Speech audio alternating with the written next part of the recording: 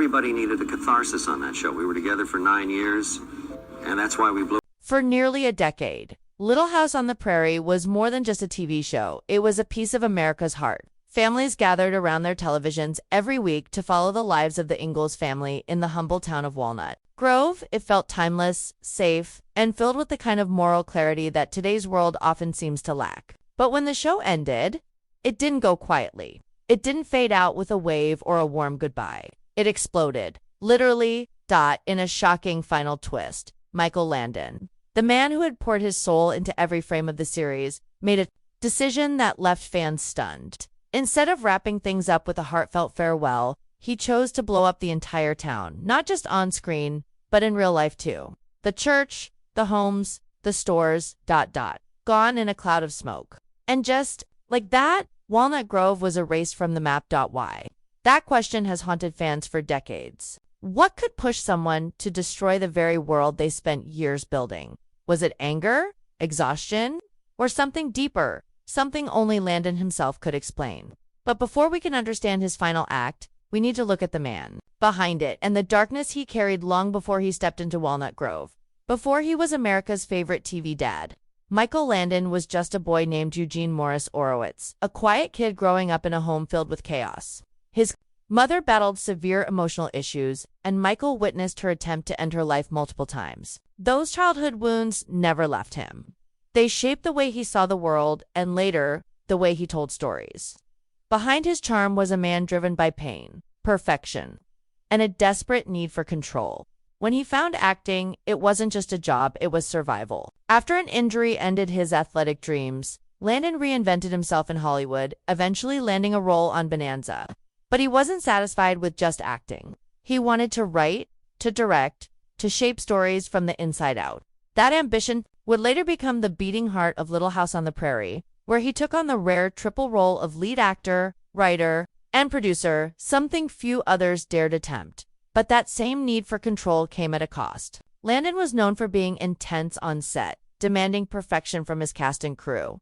Some admired his dedication. Others found him overbearing. Still, there was no denying that Little House reflected his values: family, resilience, and quiet strength. Yet under that wholesome surface, the emotional cracks were starting to show. Landon wasn't just telling stories. He was working through his own dens, and soon, the weight of it all would start to pull everything down. As Little House on the Prairie became a staple in American homes, things behind the scenes were beginning to shift. The network, NBC, started pushing for changes.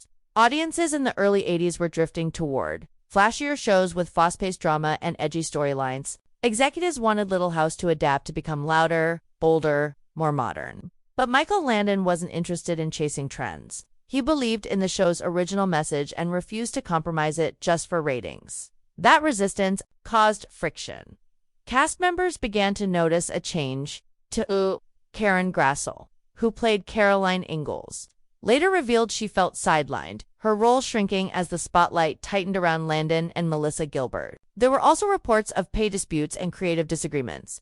While Landon's leadership had once held the cast together, his controlling nature was starting to alienate some of the people closest to him. And with long shooting days and few breaks, the emotional toll was mounting. Outside the set, Landon's personal life was unraveling. His 19-year marriage was collapsing, and the divorce made headlines. The emotional weight of his private struggles started bleeding into the show, and later episodes took on a darker, heavier tone. The warmth of Walnut Grove began to fade. Ratings slowly dipped, and the magic that once held Little House together was slipping away. Still, Landon wasn't ready to let go, not on anyone's terms but his own. And when the time came, he had one last move, and it would shock everyone. When NBC finally pulled the plug on Little House, Michael Landon didn't go quietly. Instead, he returned for one final story, a made-for-TV movie titled Little House: The Last Farewell. Fans expected a sentimental goodbye, maybe a bittersweet send-off to their beloved Walnut Grove. But what they got was something no one could have predicted. In the final moments, the townspeople blow up their homes, their school, and even their church. Everything gone. In a series of explosions that left nothing behind but smoke and silence. To most viewers, it felt jarring. This was a show built on love and community, not destruction. But for Landon, the explosions were symbolic. He wasn't just ending the show, he was burying it on his own terms. Rumors suggest he wanted to prevent any future reboots or network meddling. If they were going to take his creation, he was going to make sure they had nothing left to work with. No sets, no happy ending, just a message. This story is over. And it wasn't just for drama. The set at Big Sky Ranch was scheduled for demolition anyway, but Landon used that moment to create something unforgettable. It was cinematic, yes, but it was also deeply personal. He poured a decade of his life into Little House, and watching it end was like closing a chapter of his own story. Destroying Walnut Grove wasn't just about a show ending, it was about preserving its legacy before anyone else could touch it. And that bold choice left fans speechless. For years, fans were left wondering, why end it like that? Why destroy the town they'd grown to love? At first, Michael Landon didn't offer many answers. But in later interviews, he finally broke his silence. And what he revealed changed everything. Landon explained that he was the one who chose to end the show, not NBC. In fact, the network had hoped to keep it alive through a rebranded version. Little House, A New Beginning. Without him at the center, but Landon refused. He told People magazine and the Archive of American Television that letting someone else carry on the story would have felt like a betrayal, not just to him, but to the fans. He said, I didn't want somebody else coming in and picking up the story where we left off, doing it differently, without the heart we put into it. He knew what often happened when networks took control. Stories became hollow, characters changed, and the original soul disappeared. That wasn't going to happen to Little House, not on his watch. Beyond creative control, Landon admitted. He was exhausted. 9 years of carrying the show, writing, directing, acting had taken its toll. He had given everything he had, and when the end came, he wanted a clean break, not a dragged-out goodbye. I destroyed the town, he said, because I didn't want them to destroy the memory. It was bold, it was painful, but it was honest. In protecting the story, Landon wasn't just making a point, he was protecting a piece of himself. And in doing so, he gave Little House a final moment no one could ever forget. When the dust settled on Walnut Grove, something strange happened. Little House on the Prairie didn't fade away. It endured. Despite no flashy finale, no sequel, and no spin-off, the show continued to touch people's hearts. Reruns played on cable. Generations who had never seen it during its original run discovered it on streaming platforms. And somehow, the values Landon fought so hard to protect, love, resilience, kindness, stayed alive.